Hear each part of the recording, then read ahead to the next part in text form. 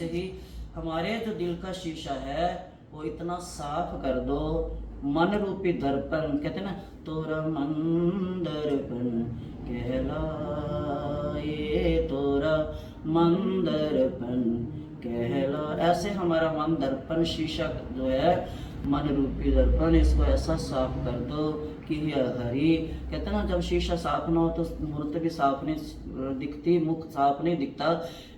तो ऐसे ही हमारे दर्पण में कोई कलमश ना रखना, विषयों की, विकारों की, अहंकार की, लोभ की, मोह की, कोई भी छोटा सा भी दाग ना रहने देना, ताकि उस शीशे में आपकी छवि दिखने में कोई रुकावट आए। निर्मल मन कर दो और वो आपकी कृपा से ही होगा, वो गीता नाम रूपी रस से ही होगा। क्योंकि भगवान ने अर्जुन के सामने दो ही विकल्प, अब 5वें अध्याय तक यही चलता रहे कि कर्म कर्म कर्म अकर्म कर्म करके जो कैसे करना है। भगवान अभी अर्जुन को इतना समझा रहे हैं, इतना समझा रहे हैं कि हे भगवान हमारे ऊपर भी कर्म करो, हमें भी अपना अर्जुन समझकर हमारे ऊपर भी दृष्टि डालो।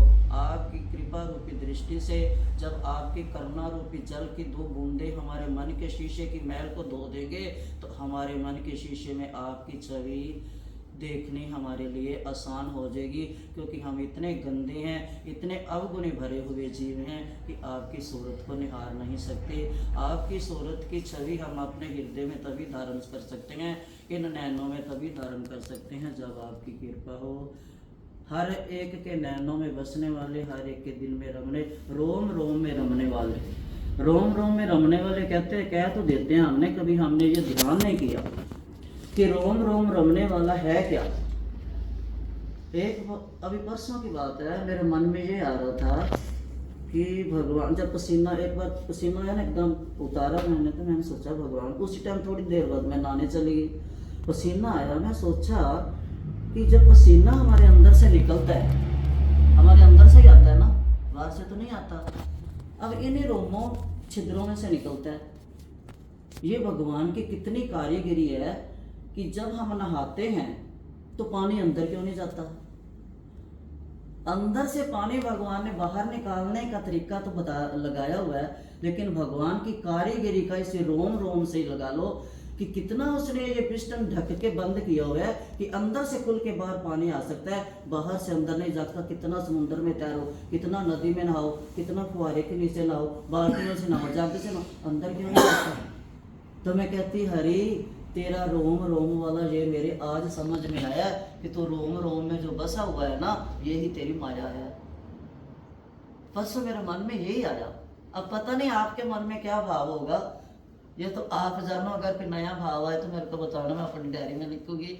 बाकी मेरे मन में तो ये आया कि रोम रोम में बसने वाले यही तेरी माया है।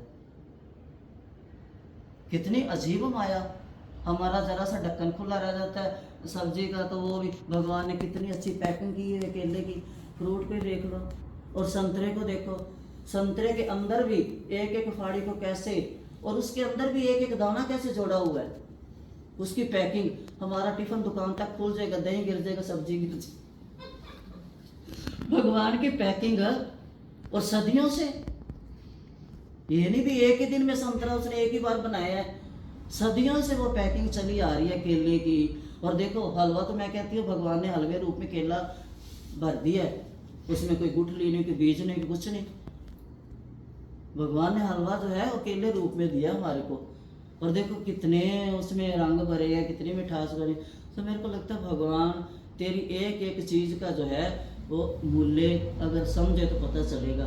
तो अब रोम रोम में बसने वाले ये तेरी माया, मैंने परसों अपने मन में यही लगाया कि तेरी कारीगिरी, वाह वाह रे करतार तेरी कारीगिरी। कैसे तूने सूरज बनाए, कैसे चांद, कैसे समुद्र में धरती तराई, कैसे भगवान समझाने लगे हैं। और 68वें श्लोक में जाकर भगवान कहता है अर्जुन मैं शरणागत हूँ, अब तू जो कहेगा मैं वो करूँगा। मेरे को समझ आ गया है कि ये संसार मिथ्या है, कुछ नहीं है, बस एक मेरे को तू दिख रहा है और एक मैं। अब मेरे को कोई दिख नहीं रहा, अब मैं युद्ध करूँगा, अब तू जैसे कहेगा करेंगे। जब अर्जुन को 18 अध्याय समझने में लगे तो हम क्या हैं, हमारे को तो 18 जन्म भी मेरे को कम है। तो इसलिए बस इतना जान लें कि अर्जुन अगर इसको मान लें, बस मान लें और मान के फिर जान ले कि गीता भगवान की वाणी है। अगर उसको जानकर इसका एक श्लोक रूपी घूंट रोज पी ले, एक बूंद रोज पी ले, तो शायद हरि कभी ना कभी तो कहते हैं ना, कभी ना कभी उसके कान में भिनक पड़ेगी, कभी ना कभी तो उसका दिल पर सींचेगा, वो अपने गले से लगाएगा, अपने चरणों से लगाएगा। और हो सकता है हमारी ये भावुकता देख के, हमारा भोलापन देख के, हमारा निर्मल मन देख के हमारे को गले से भी लगा ले। ये उसकी माया है या उसकी कृपा है। बोल गीता महारानी की जय। कभी कहते हैं अकरम में करम जान, करम में अकरम जान। तो भगवान की ये बातें सुनकर अर्जुन ये कह रहा है कि भगवान मुझे वो कर्म बताओ कि जिसके कर्म करने से मेरा कल्याण हो। आप मेरी बुद्धि को मुंह में क्यों डाल रहे हो, ये कर ये ना कर, ये कर ये ना कर। तो भगवान को अर्जुन कहते हैं, तो भगवान कहते हैं कि मैं कहता हूँ कि तुम दोनों ही मेरे लिए तो दोनों अच्छे हैं, अब ये तेरी इच्छा है तो क्या करेगा। भगवान उदाहरण की तरफ, जैसे मिठाई थाली में रख के माँ ने बच्चे को दिया, ले खा ले, लड्डू भी है हलवा भी है। तो भगवान कहते हैं ये कर्म योग और सांख्य योग दोनों मैंने तेरी थाली में परोस दिया। ज्ञान और कर्म योग के बीच में जो भक्ति आती है वो भक्ति है। तो कहते ज्ञान और कर्म रूपी जो दो मीठे फल है मैंने तेरे को परोस दिए हैं, अब ये तेरी इच्छा है तूने कौन सा खाना है। अगर माँ को बार बार बच्चा पूछने चला जाएगा मम्मी ये हलवा खाऊं कि ये मीठे केले खाऊं, तो माँ बोलेगी दोनों मीठे हैं, अब ये तेरी इच्छा है, तेरे को जो अच्छा लगता है वो खा ले। ऐसे भगवान कहते हैं मैंने कर्म और सांख्य योग, कर्म योग सांख्य योग दोनों तेरे को बताए हैं कि दोनों ही अच्छे हैं, दोनों ही जो है कल्याण की तरफ लेके जाते हैं। पर ये तेरे को पता तूने कौन सा चुनना है, तेरे को मिठाई कौन सी अच्छी लग रही है, हलवा के केले। भगवान कहते दोनों हैं, पर तू अपनी बुद्धि से चुन, तेरे को क्या चाहिए, तेरा हाजमा क्या पचा सकेगा, तेरे अंदर पावर कितनी है। तो भगवान आज भी वही 5वें अध्याय में भी वही कह रहे हैं कि अर्जुन तू खड़ा हो, संशय को त्याग और अपने ज्ञान रूपी तलवार से ये संशय को काट दे और खड़ा हो जा, युद्ध कर। युद्ध धर्म का है, युद्ध तेरा मेरा नहीं है। ना मैं युद्ध चाहता हूँ, ना अर्जुन ये दुर्योधन था वो युद्ध भी चाहता था, जीत भी चाहता था। और अर्जुन जो था वो ना युद्ध चाहता था, जीत नहीं चाहता था, ना युद्ध भी नहीं चाहता था। और भगवान तो दोनों चीजें नहीं चाहते थे, भगवान तो निर्लेप हैं। तो ये भगवान कहते हैं मेरे को तो कुछ नहीं चाहिए, चाहिए तेरे को भी कुछ नहीं, तू भी विजेता है, हार तू भी नहीं सकता, पर ये तेरे को ये सोच के चलना है। तू कहता है मैं वो कर्म करूं जिससे कल्याण हो। अब जो तू ये सोच, पहले अपनी बुद्धि को उस लायक बना, सांख्य योग करना है या कर्म योग करना है। अगर कर भगवान कहते हैं ना, अगर वैराग्य, तो वैराग ला अपने अंदर, संसार से वैराग्य ला। जब तेरे को ये अपने चाचे मामे ताए नहीं दिखेंगे, तेरे अंदर वैराग आएगा, तभी तो तू युद्ध करेगा। अगर तू अपने को पकड़ के रखेगा, वैराग भी कहते हैं दो तरह का होता है, एक होता है शमशानी वैराग और एक होता है एक शमशानी वैराग और एक उतनी देर सब के अंदर इतना वैराग आ जाएगा, इतना वैराग आ जाएगा कि हम भी इसी के साथ ही चले जाएं। लेकिन जैसे जैसे शमशान से बाहर निकलते जाएंगे वैराग खत्म होता जाएगा। इसको कहते हैं शमशानी वैराग। हाँ, दूसरा है मरकट वैराग। मरकट वैराग कि जैसे बंदर की तरह चंचलता का वैराग, जैसे लड़ाई हुई मैं तो घर छोड़ दूंगा, मैं तो जा रहा हूँ या मैं तो जा रही हूँ। स्टेशन पे गए, घर बुर छोड़ के वहाँ देखा, फिर वहाँ अरे पोते क्या कर रहे होंगे, घर में नुकसान ना हो, वो हो गया मरकट वैराग, बंदर की तरह। भी थोड़ी देर तो मन में आया, लेकिन घर से स्टेशन तक भी चले गए, वहां से फिर वापस आ गए। ये है मरकट वैराग। कहते अर्जुन वैराग भी दो तरह के हैं, अब तू सोच कौन सा लेना है। और इनके ऊपर जो तीसरा है, जो सीधा साधना के लिए जंगल में जाके बिछा देता है, लेकिन जंगल में भी जाके अगर तेरे अंदर फिर यही रहा, दुर्योधन क्या कर रहा होगा, उसने क्या किया होगा, पितामह क्या कर रहे होंगे, तो फिर समझ वो नहीं है। कहते एक बड़ा अमीर आदमी था, उसकी किसी तरह अपनी बीवी से लड़ाई होगी। आज वो उसमें भी ये आया ना, महात्म में भी, कि उसने पति से लड़ती थी और पति ने एक दिन गुस्से में आके उसको मार दिया, उसने अपने पति को विष दे दिया और वो तोती बनी। इसमें महात्म में भी आया। तो भगवान कहते हैं ये कर्मों के फल हैं। तो ऐसे ही उसने पत्नी के साथ लड़के घर छोड़ के चला गया, है था अमीर आदमी। अब उसने जाके जंगल में सोचा मैं यहाँ पर साधना करूँगा, तप करूँगा। वहाँ पर छोटी सी कुटिया बना ली। कुटिया बना ली, जैसे कुटिया बनाने के लिए घास फूस लकड़ी सब कुछ चाहिए, कर्म तो करना पड़ा। घर में भरा सामान छोड़ गया, लेकिन वहाँ कुछ ना कुछ तो करना पड़ा। 100 किले का जमीन छोड़ के आया, वहाँ 100 गज में तो बनाना पड़ेगा कुछ ना कुछ रहने के लिए। अब रहने लगा, तपस्या करने लगा। अब 2 लंगोटियाँ, सब कपड़े कुपड़े त्याग दिए, एकदम त्याग वैराग ले लिया। 2 लंगोटियाँ, एक धोता और एक सुखाता। एक दिन उसकी नजर गई कि लंगोटी चूहा खा रहा है। अब दूसरे 2-3 बार चूहे को मोड़ा, लेकिन उसको बहुत हुआ भी 2 ही तो मेरे पास लंगोटियाँ हैं, अब मैं कल क्या पहनूंगा। अब एक कोई आ गया उसके पास, उसका दोस्त ही आ गया जिसने बोला था घर छोड़ के चला जा। वो आया तो वो कहता है अब तो तूने घर भर छोड़ दिया, जो बीवी तेरे साथ लड़ती थी उसको भी छोड़ दिया, अब तू चिंता में किस लिए है।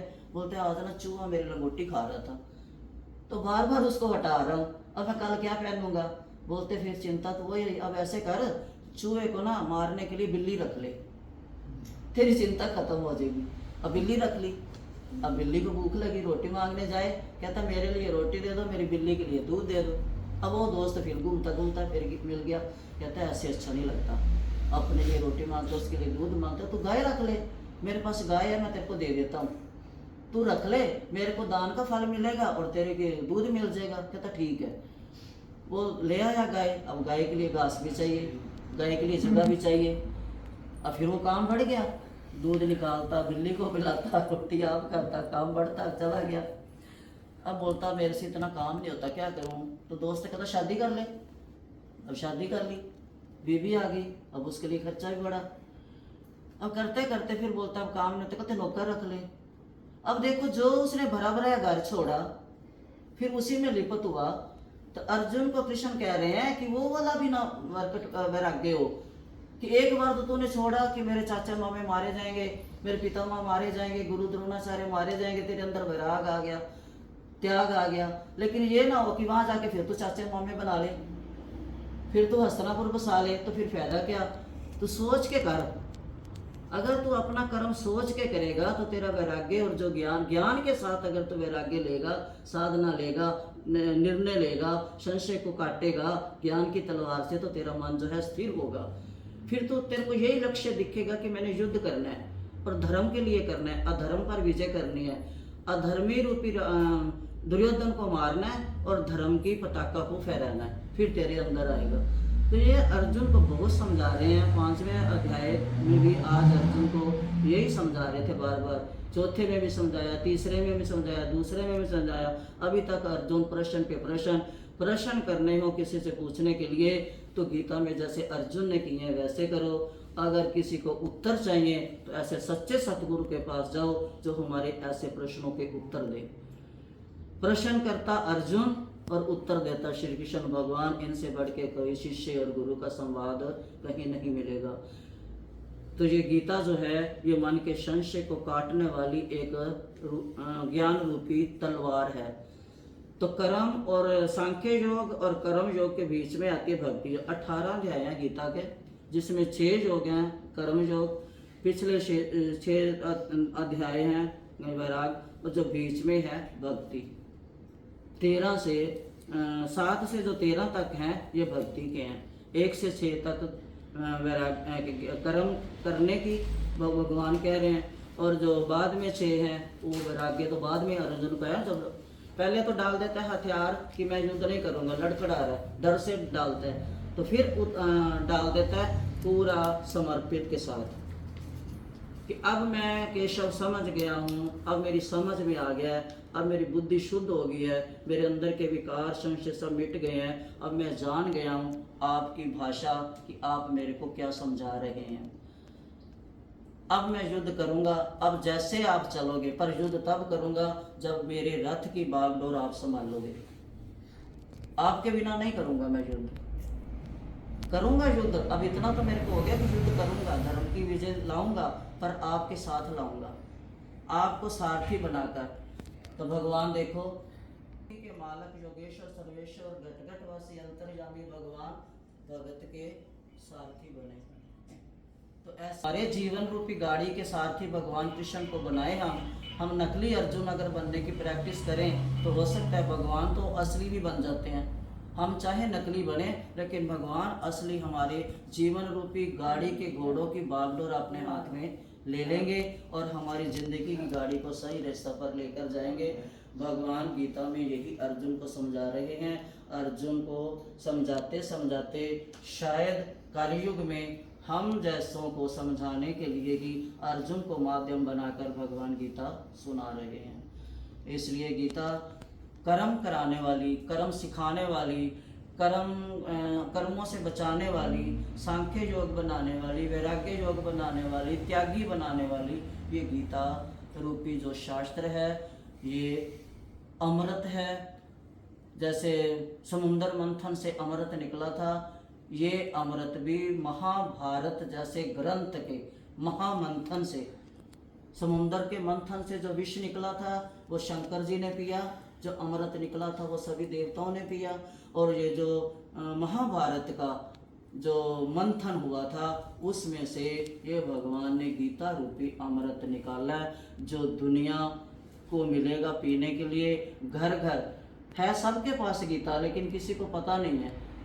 मैं कौन सा सन था जब मैं श्रीनगर गई थी तो वहाँ पर मुसलमानियाँ ऐसे घूमती थी, शाल निकालती, बकरियां चराती, बहुत हमारे घर वो सहेली जैसे बन जाती। उसके घर गई, उनके घर में मैंने गीता देखी आज से कई साल पहले। मैंने बोला ये क्या है, आपको आती है? कहती हमारे दादा परदादा कोई पढ़ता था तो हमने उनकी निशाने संभाल के रखे। मैं क्या पता ये क्या है? बोलती क्या? कहती फिर उसकी माँ आई, बोलती हाँ हमारे को पता है पर हम डरते बोलते नहीं है। हम जब बिस्मिल्लाह बोलते हैं ना तो विष्णु भगवान को याद करते हैं। देखो उसने मेरे को सारा बताया। कहती जब हम बिस्मिल्लाह बोलते हैं तो विष्णु भगवान का नाम लेते हैं, तो जो आगे बोलते हैं वो शंकर ब्रह्मा आदि सब की स्तुतियां करते हैं, हम नाम बदल लेते हैं। गीता उनके भी घर में देखी। गीता हर एक के घर में है लेकिन किसी को पता है किसी को नहीं पता। कोई पढ़ लेता है, कोई सोचता है, कईयों के मन में तुझे डर लगता है, कईयों के बच्चों को शौक भी आता है, बोलते ना गीता नहीं पढ़नी, कभी सन्यासी ना बन जाए। कईयों को डर लगता है, कईयों के मन में ये बैठा हुआ है धारणा गलत बैठी हुई है कि गीता जो है मरने पर सुनाते हैं। कईयों के मुख से सुना है मैंने, गीता तो मरने पे सुनाते हैं। अरे जो मर गया है, मिट्टी हो गया है, वो क्या सुनेगा गीता? जिसने जीते जी अपने कभी हाथ में नहीं पकड़ी, कभी कानों से नहीं सुनी, तो मरने के बाद उसको क्या सुनाओगे? क्या उसके अंदर ज्ञान जाएगा? वो तो एक अपना है मन को शांति देने के लिए, चलो इसको गीता सुना दो। उसको ज्ञान नहीं जाएगा, हम सबको शक्ति मिलेगी वो टाइम पे। हाँ जी, एक हम सबको ताकत मिलेगी वो टाइम थोड़ा पे। जोर से बोलो। मैं कहा जब जैसे मेरी मम्मी की डेथ हुई थी, इधर आओ, थोड़ा ऊंची सुना जाता मैं है। कहा जब मेरी मम्मी की डेथ हुई थी हाँ तो मेरे को सबने बोला तुम बेटी हो ना तो हाँ, तुम हाँ। रोज गीता पढ़ा करो। हाँ तो